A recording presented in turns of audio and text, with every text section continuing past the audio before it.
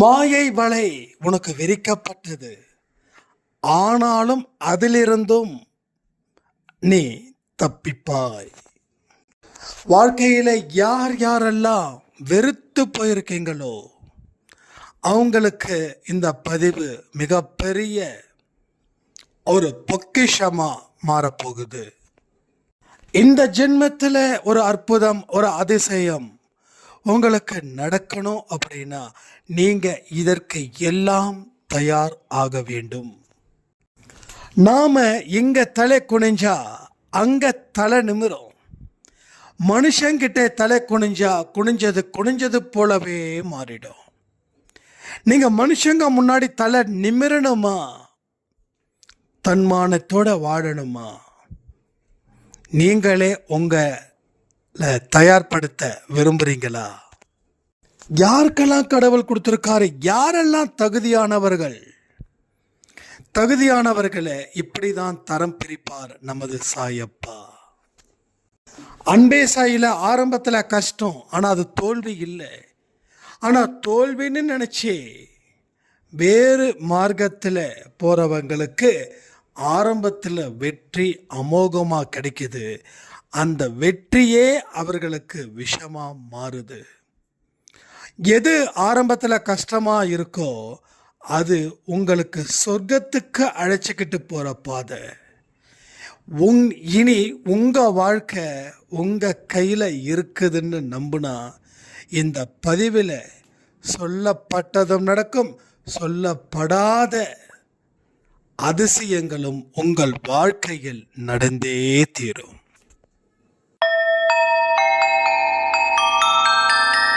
ஓம் சாயிரா சாயிரா, ஓம் சாயிரா சாயிரா, ஓம் சாயிரா சாயிரா, அன்பே சாயிரா, பேரன்பே சாயிரா, அகிலம் தளிக்க ஆத்மா விழிக்க அனுதினம் சாயிரா, எங்கள் அன்பே சாயிரா.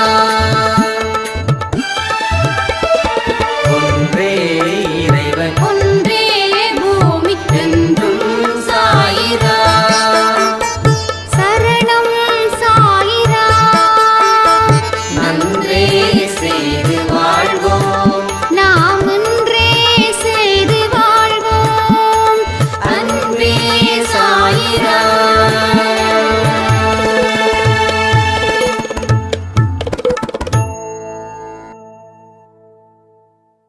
சாயிராம். என் உயிரின் உயிரானவர்களே, சாயப்பா நம்ம வாழ்க்கையில வந்ததுக்கு அப்புறம் ஒரு நல்ல தேர்ச்சி என்னுடைய வாழ்க்கையில இருக்குது. நான் படிக்கும்போது முதல் ரேங்க் வாங்கின ஒரு பெண். ஆனா வாழ்க்கையில நான் கடைசி மார்க்ல இருந்தேன். ஆனா இப்போ என்னோட வாழ்க்கை நல்ல ஒரு முன்னேற்றத்தை கொண்டு போய் சேர்க்கிற ஒரு இடத்துல கடவுள் எனக்கு மிகப்பெரிய பாதையை வழிகாட்டியிருக்காரு. இன்னைக்கு கொடுத்த 12 மணி பதிவு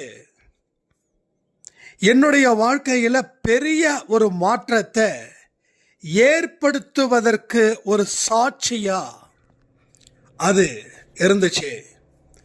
சாயப்பாவிற்கு கோடான கோடி நன்றிகள் அப்படின்னு சொல்லி முடிச்சாங்க.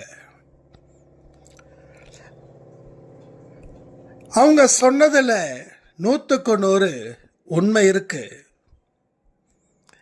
நீங்க வாழ்க்கையில வெறுத்து போய் வாழ்ந்துகிட்டு இருக்கீங்க.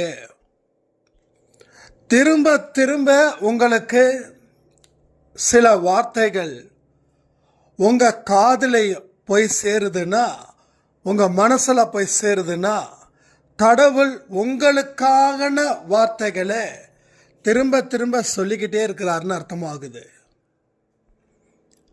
ஸ்கூலில் படிக்கும்போது ஒரு ரொம்ப மக்கு ஸ்டூடெண்ட்டு இருக்கிறான்னு வச்சுக்கோங்களேன். அந்த ஸ்கூல் டீச்சர் அவனை தேர்ச்சி பெற வைக்கணும் அப்படின்னா திரும்ப திரும்ப திரும்ப திரும்ப அந்த பாடத்தை அவர் சொல்லி கொடுத்துக்கிட்டே இருப்பார். ஏன் தெரியுமா? மற்ற பசங்களுக்கு 10 தடவை சொல்லி கொடுத்தா புரிஞ்சுப்பாங்க. ஆனால் இந்த மாணவனுக்கோ 100 தடவை சொல்லி தந்தாதான் அந்த மாணவனால் புரிஞ்சுக்க முடியும், பரீட்சை எழுத முடியும், பாஸ் பண்ண முடியும். அதே போலதான் அன்பே சாயில திரும்ப திரும்ப வார்த்தைகள் உங்க காதுக்கு வந்து சேருது அப்படின்னா அது கடவுளுடைய ஒரு முயற்சி. கடவுள் உங்களுக்கு பாடத்தை சொல்லி கொடுக்கிறாரு. திரும்ப திரும்ப ஏன் சொல்லி கொடுக்கிறாருன்னா, நீ அந்த பாடத்தை நல்லா படிச்சா மட்டும்தான் துன்பம் இல்லாத ஒரு பெரு வாழ்க்கைய நீ வாழ முடியும். அந்த கணக்கின்படி உன்னுடைய வாழ்க்கைக்கு நான் தேவையான பாடத்தை உனக்கு நான் நிச்சயமா கொடுப்பேன். உன் வாழ்க்கைய வாழும் வரை உனக்கு நான் தர வேண்டிய பாடங்கள், கற்றுக் கொடுக்கக்கூடிய பாடங்கள் உங்களுக்குள்ள வந்துக்கிட்டே இருக்கும், ஒழிச்சுக்கிட்டே இருக்கும் அப்படின்றாரு. ஸோ எத்தனையோ அவமானத்தை நாம கடந்திருக்கோம், எத்தனையோ தோல்விகளை நாம சந்திச்சிருக்கோம். வாழ்க்கையோட முழு தத்துவத்தை அடைந்தவன் எவனாகிலும் அவன் தோல்வியையும் அவமானத்தையும் சந்திக்கவே முடியாது. அவன் தோல்வியையும் அவமானத்தையும் எக்காரணத்தை கொண்டும் சந்திக்கவே முடியாது. இந்த வார்த்தைகளில் உங்களுக்கு நம்பிக்கை இருந்துச்சுன்னா நீங்க ஓம் சாய்ராம் அப்படின்ற ஒரு வார்த்தையை கமெண்ட் பண்ணுங்க. கடவுளுடைய வார்த்தைகள் உங்களுக்கு நம்பிக்கையோ இல்லை அந்த வார்த்தையின்படி என் வாழ்க்கை மாறும் அப்படின்ற நம்பிக்கையோ வந்துச்சுன்னா நீங்கள் ஓம் சாய்ராம் என்று சொல்லுங்கள். ஏன்னா நாம் எல்லோரும் அவரை அழைக்கும் போது அவர் நமக்கு தேவையான எல்லாவற்றையும் செய்து கொடுப்பார். தனியாக கூப்பிட்டா வரமாட்டார். எல்லோரும் ஒன்னா சேர்ந்து அழைத்தால் அவர் வராமல் இருப்பாரா? So definitely he will come. வந்து உங்களுடைய பிரச்சனைகளை தீர்த்து உங்களை சந்தோஷமான சூழ்நிலையில வாழ வைப்பார். அதுக்கு தான் நான் சொல்றேன், அன்பே சாய் குடும்பத்தில் ஒற்றுமையோட யார் யாரெல்லாம் இருக்கிறாங்களோ அவங்களுக்கு வாழ்க்கையில் வரலாறு காணாத ஒரு புகழ் இந்த ஜென்மத்திலே இல்லை அடுத்த ஜென்மத்திலேயோ அது நிச்சயமாக கிடைக்கும். அவர் எது கொடுக்கணும்னு முடிவு பண்ணிட்டாரோ அதை அவர் கொடுத்துடுவார். ஆனால் என்னுடைய எதிர்பார்ப்பு என்ன தெரியுமா? எதுவாக இருந்தாலும் இந்த ஜென்மத்திலே கொடுங்க சாயப்பான்னு நான் கேட்டுக்கிறேன். எதை வச்சு நான் கேட்குறேன் அப்படின்னா, நம்மால எல்லாமே சாதிக்க முடியுன்ற நம்பிக்கையை வச்சு. அதாவது எத்தனையோ சேனல்ஸ் இருக்குது, ஆனால் இந்த இடத்துல மட்டும் நம்ம ஏன் இத்தனை பேர் உட்கார்ந்து கேட்குறோம்? ஏன் இத்தனை பேருக்கு இவ்வளவு ஆர்வம் இருக்குது அப்படின்னா, நாம் போன ஜென்மத்தில் செஞ்ச ஒரு புண்ணியத்தால் நாம் இந்த ஜென்மத்தில் இதை எல்லாம் தெரிஞ்சுக்கிட்டு அதை செயல்படுத்தும் போது அதற்கு உண்டான முடிவும் அதற்கு உண்டான பலன்களும் இந்த ஜென்மத்திலேயே வேணும் அப்படின்னு தான்.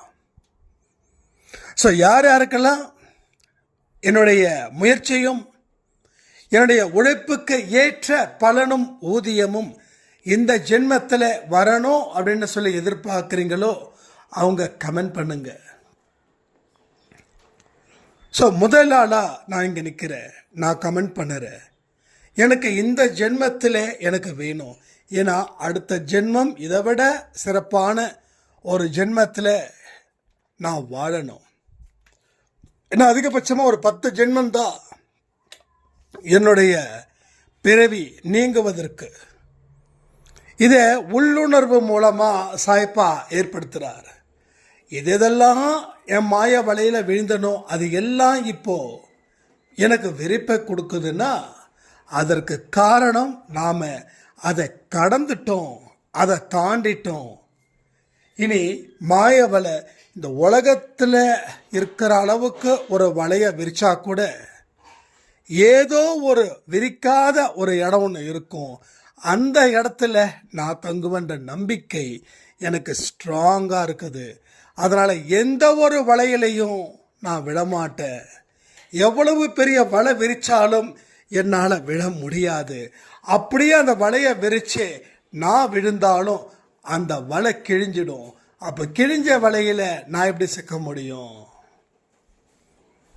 என்ன புரியுது இதை சொல்லும்போது? அதாவது நீங்களே மாய வலையில் விழுந்தாலும் அந்த வலையை சாய்ப்பா என்ன பண்ணுவார்? ஓட்டை போட்டு விட்டுருவார். ஓட்டை போட்டால் அந்த வலையில் நீங்கள் மாட்ட மாட்டீங்க. ஸோ மாட்டினாதான் மீன்காரர் அந்த மீனை பிடிச்சி சாகடித்து சாப்பிட்டுடுவார். சிக்காத மீன்கள் உயிரோடு இருக்கும், சிக்கும் மீன்கள் உயிர் இல்லாமல் இருக்கும். அதே போல தான் இங்கே மாய வலையில் நீ சிக்கிட்டா நீ மாய வலைக்கு பலியாயிடுவ. சிக்கலன்னா தேவனுடைய சமஸ்தானத்தில் நீ இருப்ப. இதில் தேவனுடைய சமஸ்தானத்தில் நீ இருப்ப. அதுக்கு தான் கடவுளுடைய அருள் வேண்டும். என்ன வேணும்? கடவுளுடைய அருளும் அவருடைய கருணை பார்வை. என்ன பார்வை? கருணை பார்வை. அவரோட அருளும் கருணை பார்வையும் உங்களுக்கு இருந்தால் உங்கள் பார்வையே கருணையாக மாறும். ஓகே, நம்ம எங்கேயாவது வெளியில் போனால் கூட நம்மளை மற்றவங்க எப்படி மதிப்பாங்க தெரியுமா? முன்ன பின்ன தெரியாதவங்க உங்களுக்கு அவ்வளவு பெரிய ஒரு சிவப்பு கம்பளத்தை போட்டு வரவேற்பாங்க. ஒன்றும் இல்லை, நம்ம அன்பே சாயில் மாலத்தி சாய்ராம்னு ஒருத்தவங்க, அவங்க ஒரு 1 வீக் முன்னாடி ஒரு பெரிய மிராக்கிள் ஷேர் பண்ணியிருந்தாங்க. இவங்க ஒரு கடைக்கு போயிருக்காங்க.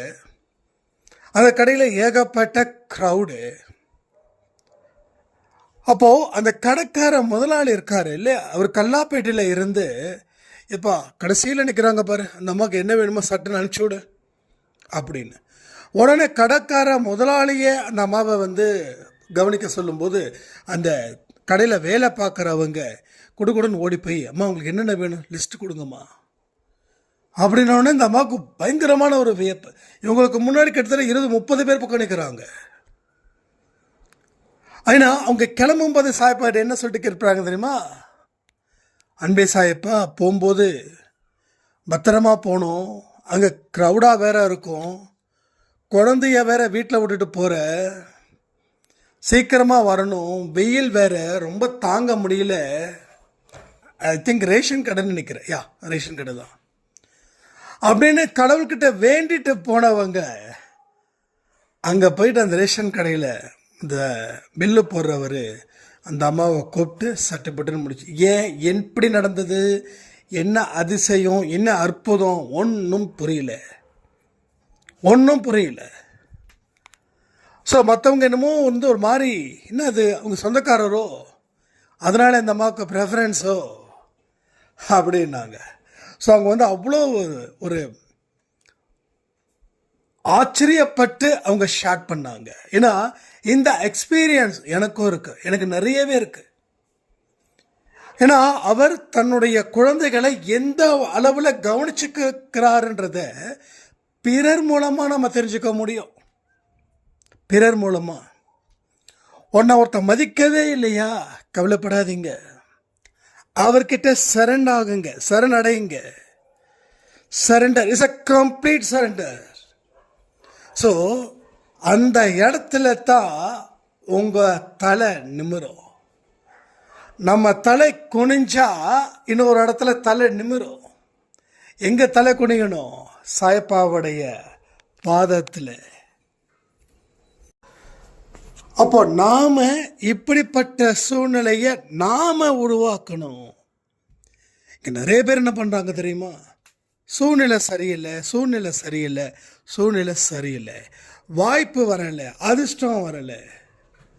இப்போ நீ என்னைக்கு சாய்ப்பா கிட்ட வந்தியோ அன்னைக்கே சூழ்நிலையை நீ உருவாக்கக்கூடியவனாக இருந்திருக்கணும். அன்னைக்கே வாய்ப்புகளை உருவாக்கக்கூடியவனா, அதிர்ஷ்டத்தை நீயே வீடு தேடி வர வைக்கிறவனா இருந்திருக்கணும். ஆனால் நீ கொட்டாவி விட்டுக்கிட்டே காலத்தை கழிக்கிறியே. என்ன உனக்கு தேவை? நீ ஒரு அடி எடுத்து வச்சாதான் இங்கே எல்லா விஷயமும் நடக்கும். நீ எதையுமே செய்ய மாட்டேன் அப்படின்னா அவரும் எதையுமே செய்ய மாட்டார்.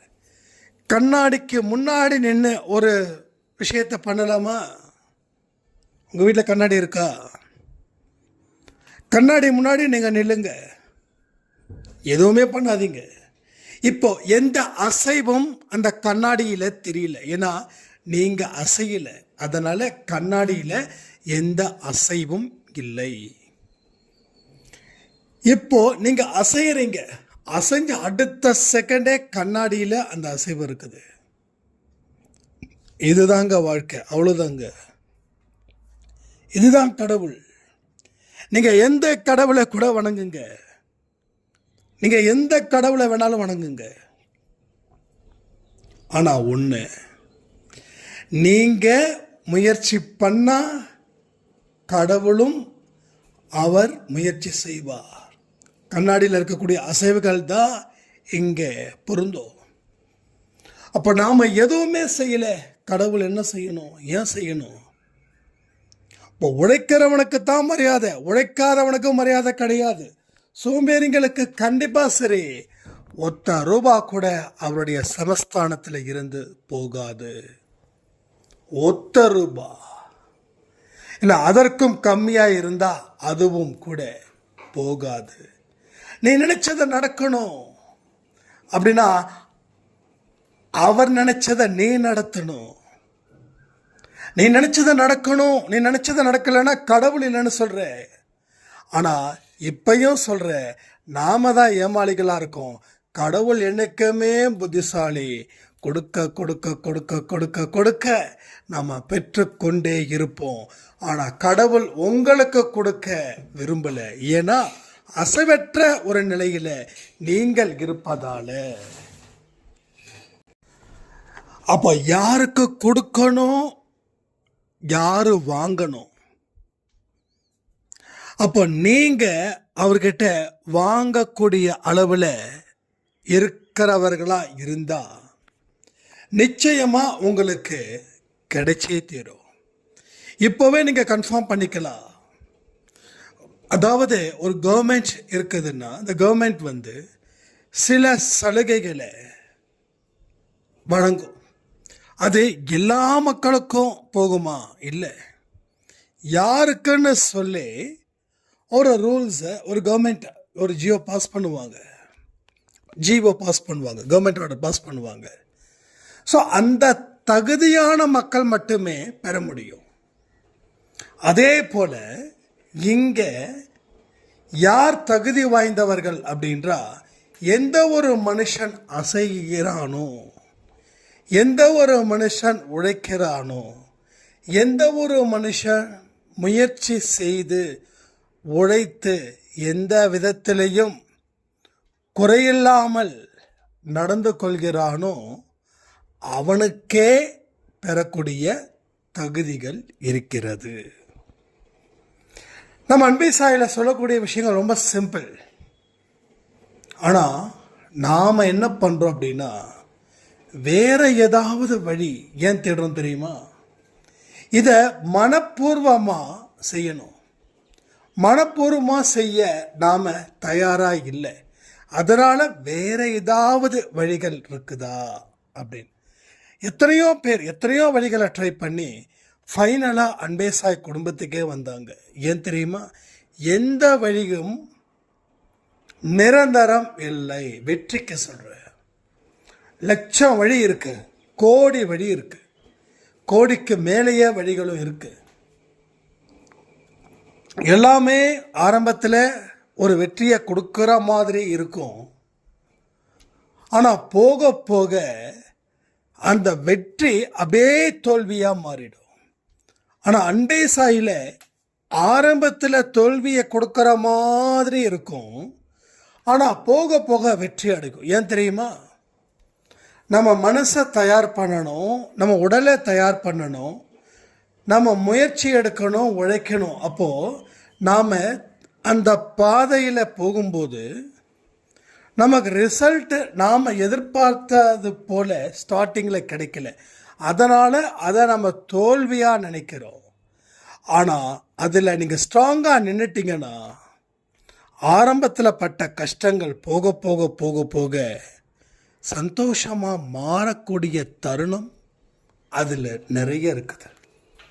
இதை எல்லாத்தையும் நீங்கள் சரிவர புரிஞ்சுக்கிட்டா மட்டும்தான் இந்த வாழ்க்கையை நீங்கள் வெல்ல முடியும்னு சொல்லி இந்த பதிவை நான் முடிக்கிறேன்.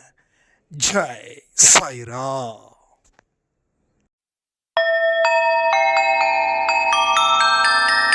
ஓம் சாயிரா.